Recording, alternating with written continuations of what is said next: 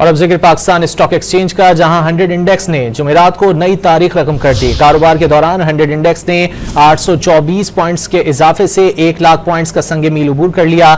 दिन के अख्तिताम पर मार्केट 1,82,000 पॉइंट्स पर बंद हुई। सरमायाकारों ने इजहार मुसर्रत किया तो बिजनेस कम्युनिटी ने माशी तरक्की के लिए सियासी इस्तेहकाम नागुज़ीर करार दे दिया।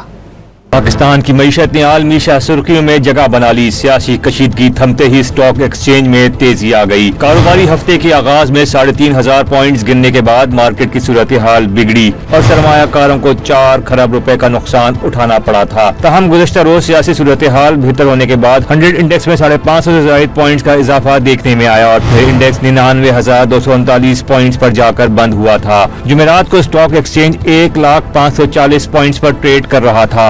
उसकी जो पैरामीटर्स हैं, जो इंडिकेटर्स हैं, वो पॉजिटिव शो कर रहे हैं।